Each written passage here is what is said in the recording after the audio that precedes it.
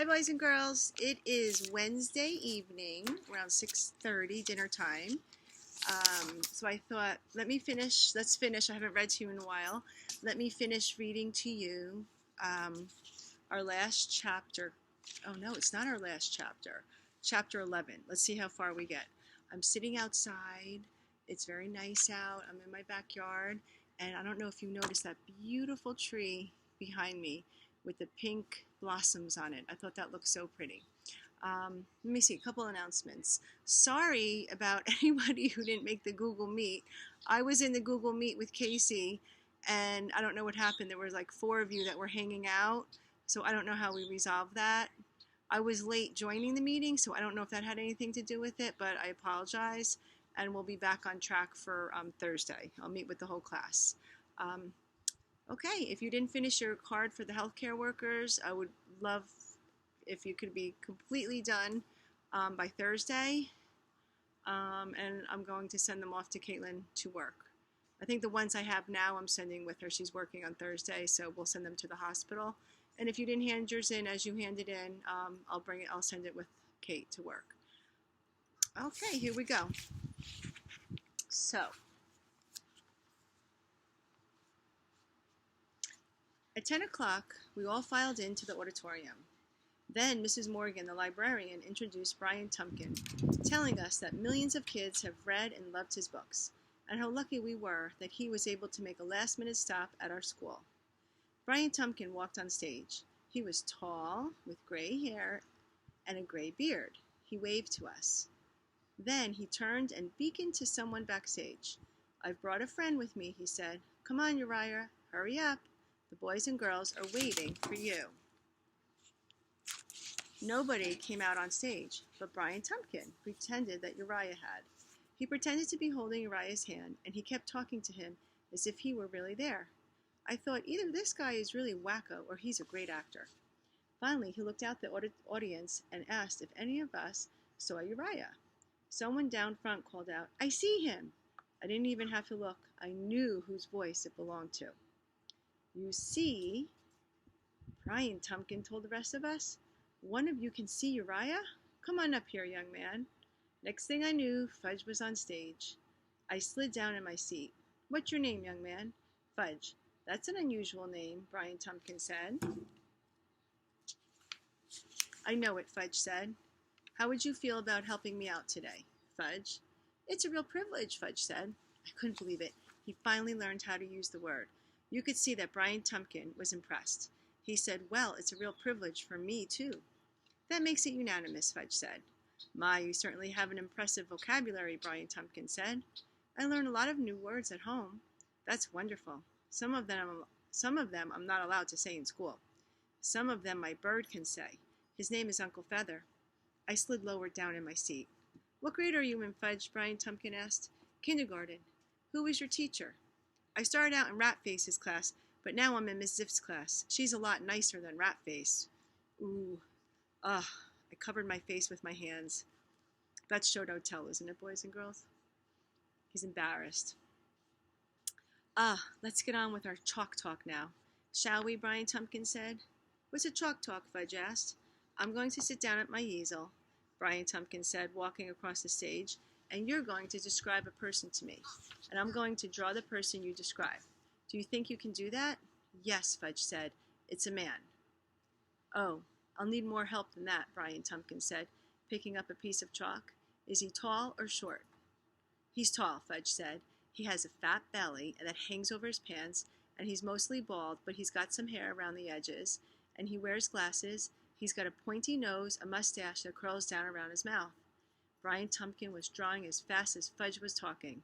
"And he's got a crooked front tooth, and his feet are very long, and he walks like this," Fudge said, giving us a demonstration.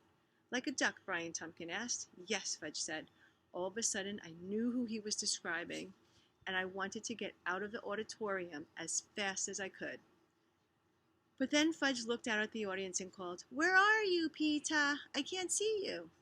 And I knew that I couldn't get up without having everybody look at me, so I slouched down as low as I could and didn't answer. "Peter, can you see me?" I let out a groan. Joanne, who was sitting behind me, giggled. I can't find my brother, Fudge told Brian Tumpkin. You'll find him later, Brian Tumpkin said. Now, you haven't told me what this man is wearing. Oh, Fudge said, he's wearing a blue shirt and a tie with stripes, brown pants, brown socks, and brown shoes, and brown shoelaces. Brown shoelaces, Brian Tumpkin repeated. Okay, there we are. He brushed off his hands and held up the picture. Does he look like anyone you know, Fudge? Yes, Fudge said. Who? Brian Tumpkin asked. Mr. Green, Fudge said. The audience laughed. Brian Tumpkin smiled. Who is Mr. Green? He's the principal, Fudge said. Brian Tumpkin smiled. Now, the audience roared. Oh dear, Brian Tumpkin said. Oh my. He put his hand to his mouth, and you could see that he was trying hard not to laugh. Mr. Green went up on stage then and introduced himself to Brian Tumpkin. They shook hands. Mr. Green said, I think that's a wonderful drawing, and I would like to have it for my office. Would you sign it for me?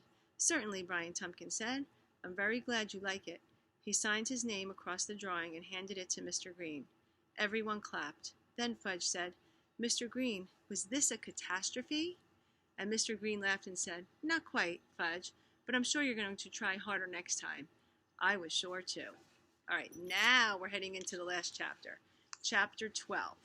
Tootsie Speaks Out. One morning in May, Fudge woke me up. Hurry up, he said, we're going to be late for school. Go away, I mumbled.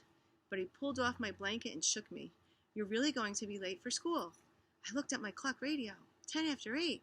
How come my alarm didn't go off? I wondered as I jumped out of bed. I raced into the bathroom, splashed cold water on my face, threw on some clothes, and headed downstairs. It was quiet in the kitchen. Where is everyone? I asked. Ha ha, Fudge sang, jumping up and down. Ha ha ha ha, it's Saturday. I fooled you, didn't I? You little. But he was out in the back door, running before I could get my hands on him. I clunked back upstairs and got into bed.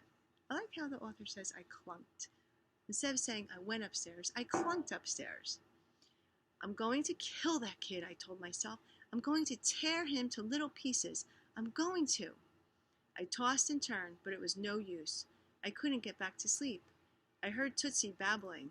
I got up and walked down the hall to her room. She was sitting up in her crib, flinging out toys, one at a time. She stood up when she saw me and held out her arms. I lifted her out of her crib. Yuck, I said, you're smelly. I set her down on her table and changed her diaper. Yuck, I said again. The worst thing about babies is diapers. I cleaned her up and dumped plenty of baby powder on her backside. Yuck, Tootsie said. That's right, I told her, yuck. I carried her down to the kitchen, put her in her high chair, and gave her a bowl of dry cereal to nibble. Fudge peeked in the back door. As soon as he saw me, he took off again, but this time I chased him. When I caught him, I turned him upside down, tossed him over my shoulder, and carried him back into the house. I'll scream, he said. You do, and you're dead, I told him. If you hurt me, I'll tell, he said. Go ahead and tell. I kicked open the kitchen door. When Tootsie saw Fudge upside down, she clapped her hands and laughed. By then, Fudge's face had turned dark red. Put me down, Fudge cried. Never, I said. It was just a joke, he whined. Can't you even take a joke? Some joke. Fudge kicked and hollered. Put me down! Say please, I told him. Please. Please what, I asked. Please put me down. Say you'll never wake me up on a Saturday morning again. I'll never wake you up on a Saturday morning again. Or a Sunday, I added. Or a Sunday, he repeated. Or a holiday, I said. Or a holiday. Tell me how sorry you are that you did it today. I said, I'm sorry. How sorry? Very sorry. Very, very sorry, I asked. Yes, very, very, very sorry. I stood him up and watched as the blood drained from his face and his color changed from bright purple to flesh. Ha ha, he said, wriggling away from me. I had my fingers crossed behind my back the whole time. So ha ha ha. None of what I said is true. He dashed out the back door again. I shook my head. Yuck, Tootsie said. And then she tossed her bowl of dry cereal to the floor. Okay, I am going to stop here. Actually, you know what? Maybe I'll just read one more page. Here we go. How come you're up so early, Peter? Mom asked an hour later, as she pulled her robe around her and yawned. It's a long story, I said. Well, it certainly is a beautiful day. No point in wasting it. She poured a cup of milk for Tootsie. Where's Fudgy? Outside with Turtle, I said. He's such an early bird, Mom said. The early bird catches the worm. Mom nodded and made herself a cup of coffee. I went over to Alex's house. Let's do something exciting today, I said. Like what? Alex asked. That's the problem, I said. I don't know. We could dig worms for Mrs. Moldauer, Alex suggested. No, it's too early for worms, I told her. The fattest ones aren't ready until late summer. Well then, what? We have to think, I said. We sat on the sofa watching stupid Saturday morning cartoons for the next hour. I got an idea in the middle of Spider-Man. How about a picnic, I said. It's a perfect day for a picnic. Where would we have it, Alex asked. I don't know. Alex scratched his head. How about the lake? We could watch the university crew rowing while we have lunch. Yeah, that's a good idea, I said. What have you got to eat? Probably nothing, Alex said. We both went into the kitchen. My mother shops on Saturday afternoons. He opened the refrigerator. I was right, he said, slamming the door. Nothing. My father shops on Fridays, I said. Let's go see what we have. At my house, we found cold chicken, tomatoes, rye bread, fresh fruit, frozen lemonade. Great, Alex said. Let's pack up. I went to work making sandwiches while Alex fixed a thermos of lemonade. Don't forget the salt, Alex said. Right, and the mayonnaise, I added. We can't bring mayonnaise on a picnic, Alex said. Why not? It's too gooey. And besides, it can make you sick. Says who? My mother once got food poisoning from eating potato salad on a camping trip, Alex said. But we're not taking potato salad. It was the mayonnaise in the potato salad that did it, Alex said. But we're not going camping, I argued. We're just going to the lake. I don't want any mayonnaise on my food, Alex said. None. Okay, fine, I told him, and I spread mayonnaise on my 2 pieces of bread. And don't forget the salt. I took out the salt shaker out of the lunch bag, held it up, and just to make my point, I sprinkled some of it on Alex's head. Very funny, he said, shaking it off. The screen door slammed. It was Fudge and Turtle. Turtle dove into his water dish and started slurping. Fudge looked around. What are you doing? What does it look like we're doing? I said. Making lunch, Fudge said. That's right. We're going on a picnic. All right, now I'm going to stop. All right, so we are now on the last chapter, chapter 12. Okay, let me just see, what was the name of the chapter? The name of the chapter is Tootsie Speaks Out. All right, so I will see you on Thursday. Okay, have a good night. Bye.